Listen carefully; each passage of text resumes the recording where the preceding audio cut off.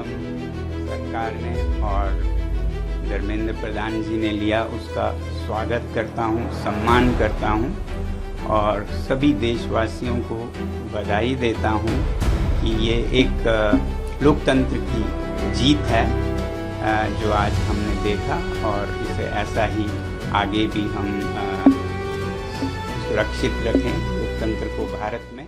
तो मैं जो कदम सरकार ने और धर्मेंद्र प्रधान जी ने लिया उसका स्वागत करता हूं, सम्मान करता हूं और सभी देशवासियों को बधाई देता हूं कि ये एक लोकतंत्र की जीत है जो आज हमने देखा और इसे ऐसा ही आगे भी हम सुरक्षित रखें लोकतंत्र को भारत में।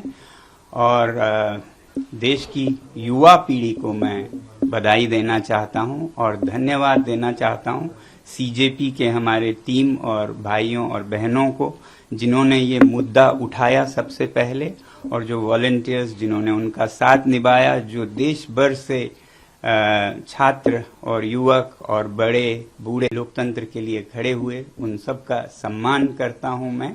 और सबसे बड़ी बात कि जिस तरह से उन्होंने शांति बनाए रखा जहां ये प्रदर्शन हो रहे थे, कुछ जगहों पे दुर्भाग्य है कि छुटपुट घटनाएं भी देखी।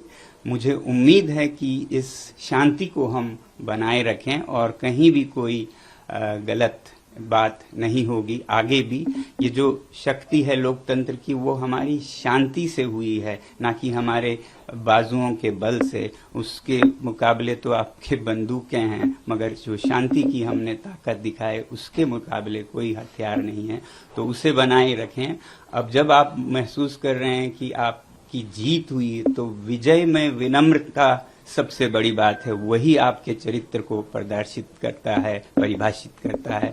तो अब जब इस आंदोलन को जरूरत पड़े और कुछ आगे लेना हो या फिर अभी रोकना हो, जो भी करें बहुत ही शांति से करें।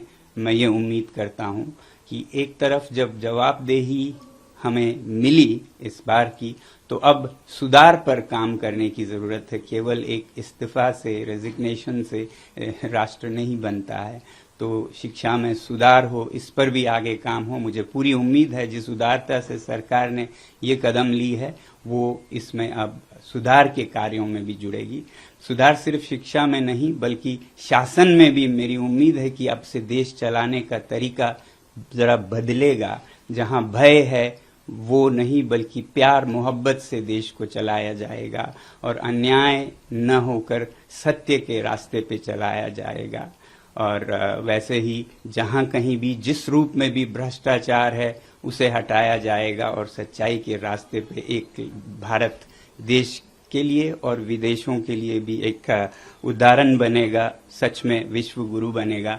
ऐसी मेरी आशा है कि ये एक नया भारत की शुरुआत होगी।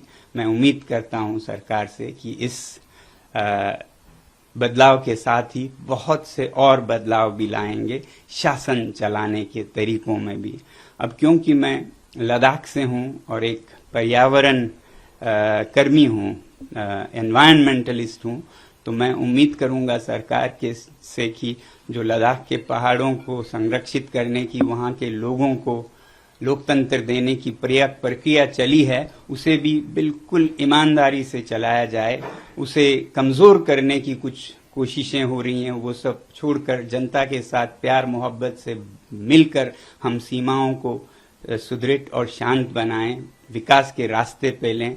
तो लद्दाख में बहुत ही ईमानदारी से लोगों के साथ ये प्रक्रिया जारी हो। बल्कि हमारे पड़ोसी राज्य जम्मू कश्मीर में भी, जहां भी लद्दाख में हो, जम्मू कश्मीर में हो, जो लोगों से वादे किए हैं स्टेटहुड के, लोकतंत्र की, वो वहां भी बहाल हो, ये हमारी उम्मीद है। ये तो मैं अपने हिसाब से कह रहा हूं क्योंकि मैं उस इलाके से आता हूं।